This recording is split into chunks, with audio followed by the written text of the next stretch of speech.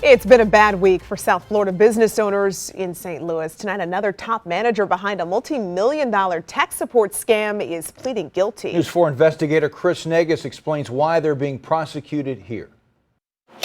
Is there anything you'd like to add on that? Are you able to pay the victims back?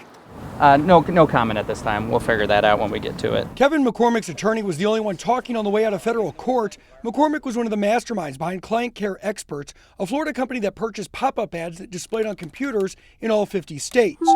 Those ads falsely indicated a potentially serious computer issue with a phone number leading back to this call center in South Florida, where victims paid hundreds to fix a non-existent problem.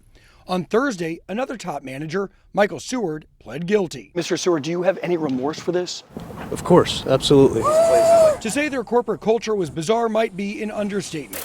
On the day their Florida business was raided by the St. Louis Postal Inspector, lower-level employees were pretty candid with me. Can you tell us what's going on up there? Yeah, we just got raided. So what's going on up there right now? I don't know. Apparently there's like some scam going on. I literally just started here last week.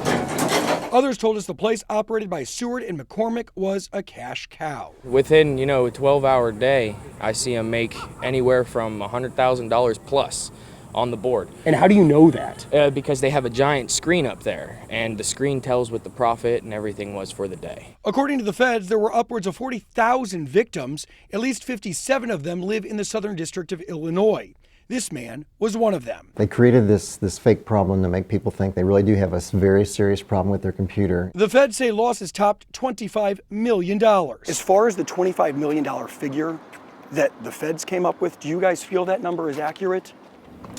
According from the records of the company, that's what they have. The loss calculation is very complicated under federal law. Unlike his co-conspirator, who was upfront and offered some sense of remorse, I apologize to the victims. I apologize to the courts. McCormick's lips were sealed. Not a word from the guy outside the courtroom. It even appeared he was trying to hide from our camera. And Mr. McCormick, anything at all? For now, it's back to Florida until his sentence is handed down in November. Under the Federal Scams Act, he could face up to 30 years in prison, but prosecutors are recommending a lesser sentence, 12 years. That is the same sentence that was recommended for Michael Seward. Chris Negus, News 4 investigates.